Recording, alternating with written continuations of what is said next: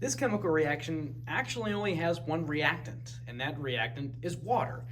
Before, in one of the examples, I had hydrogen gas and oxygen gas react explosively with a burst of flame to make water. In this case, we're going to break water back apart into its elements. I'm going to use salt water because we're going to add energy in using a 9-volt battery. And in order to conduct the electricity from the battery through the water, we need some help from the dissolved salt. Dissolved salt in water helps to conduct electricity. So our salt isn't actually going to be part of the reaction. It's just here to help conduct through the solution. So I'm going to add some salt water into this cup that's got a couple tacks down at the bottom. Add that in there. Oops. A lot of chemical reactions release energy, like heat and light and sound. But this reaction requires us to put energy in. I'm going to place the battery on the bottom 2 tacks.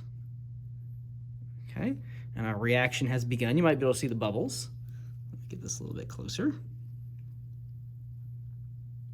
The bubbles coming off of this end are hydrogen gas. Now, technically, you should also be making oxygen gas, but we don't see any there. Depending on which side of the battery you use determines which gas comes out of which side. So if I turn it like this, I've got the hydrogen coming out of the left side, and like this, I've got it coming out of the right side.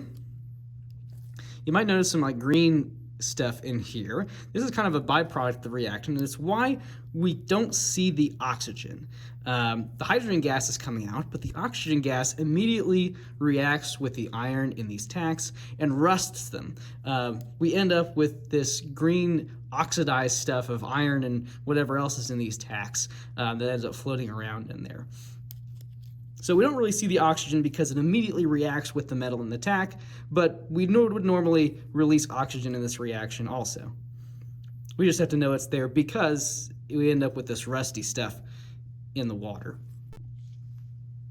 This reaction takes place between ethanol, with the chemical formula C2H6O, and the oxygen that's already in the air. We just have to give them a little bit of a nudge. I'm going to pour some of this ethanol into this flask here.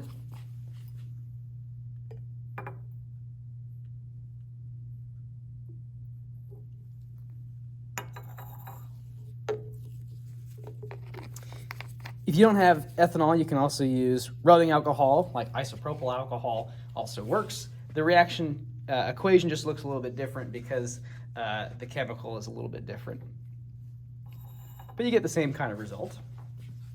I'm going to swirl this up a little bit, okay? Because what reacts best is not actually the liquid at the bottom, it's actually the vapor that comes off of the liquid and mixes with the oxygen in the air. So I'm going to give that a swirl to make sure there's some ethanol vapor mixed in with the oxygen in the air around it. And now I just need to give them a little bit of a push to get the reaction going. I'm going to do that with a lighter. Here we go.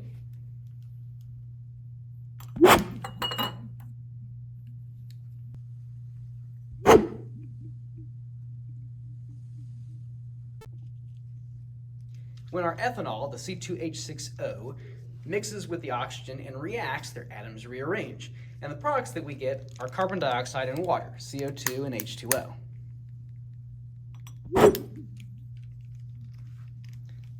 You can show that what we make inside our flask is carbon dioxide because carbon dioxide and water should snuff out a flame.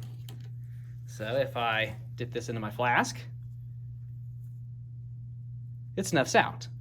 Even though there's a lot of flammable stuff down here at the bottom, I don't end up with a flame and an explosion in that time because all of the vapor that was there to react with the oxygen and the oxygen in the air to react with it has already been used up in the reaction to release a whole bunch of flames and the carbon dioxide in the water that's there to snuff the flames out.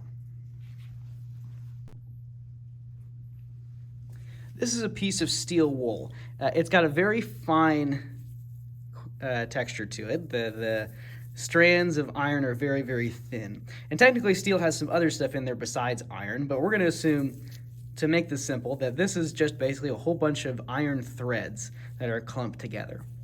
Now, iron can react with oxygen from the air to rust, but it takes a very long time, and usually there's other things to help the process, like water. However, we can get this to combine, the iron and the oxygen, as long as we give it a little bit of a nudge, which we're going to do with some electricity from this 9-volt battery. You can also do this with a lighter, but I think this is a little bit more interesting. If I touch the ends of the battery to the steel wool, the metal in the steel wool conducts electricity, and we end up putting in enough energy to get a couple sparks going. The heat from those sparks helps to keep the reaction going elsewhere on the piece of steel wool. More oxygen from the air reacts and combines with the iron to make a compound of the two. To make this work really well, you'll want to make sure that there's plenty of gaps for air to get in between the threads of your steel wool. That's because the air has the oxygen we need to react with the iron in the steel wool. So I'm going to spread this out a lot so I get lots of air in and around those iron threads. Like that. And then I just have to give them a little bit of energy to get the reaction going, like so.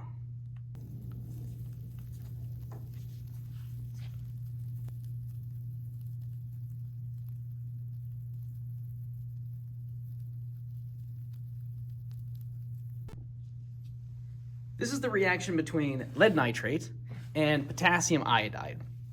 Both of these chemicals look pretty boring. These are usually white solids that dissolve in water to make a colorless solution. So they aren't super interesting, but we're going to combine them to see if we can see the reaction between them. So we're going to add in some of our lead nitrate into this beaker.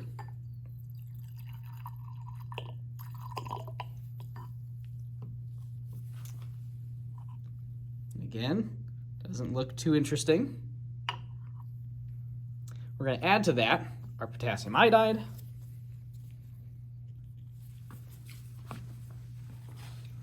Here we go. Oh, get that a little bit closer.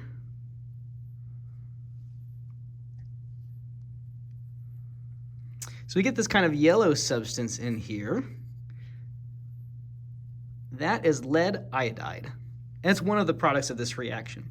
The other is a rearrangement that you can get between the nitrate and the potassium. But the yellow stuff that we see here is specifically the lead and the iodide that meet and form together. Let's add a little bit more.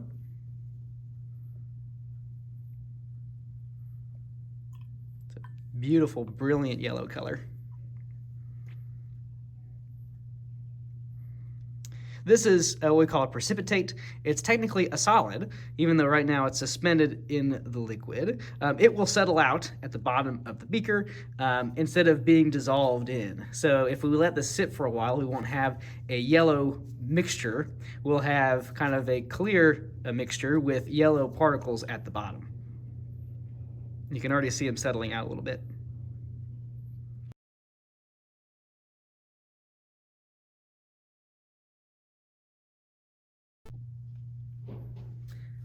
Let's look at the reaction between aluminum metal and copper 2 chloride. This is our copper 2 chloride right here. When dissolved in water, it's got this nice blue color. I'm going to add some into this beaker here.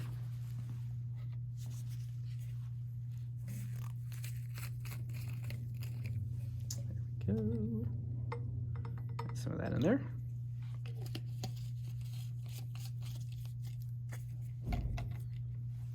All right, into that copper 2 chloride solution, I'm going to add some aluminum foil. You can think of this as basically just pure aluminum metal. Place it in my beaker. Get them to contact.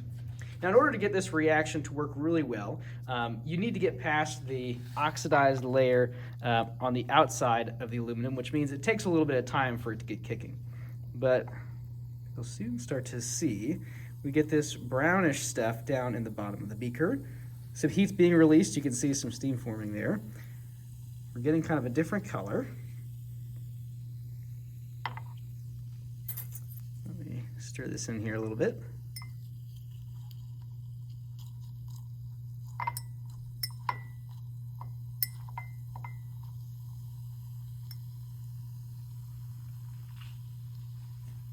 And now you can see a lot of steam coming out.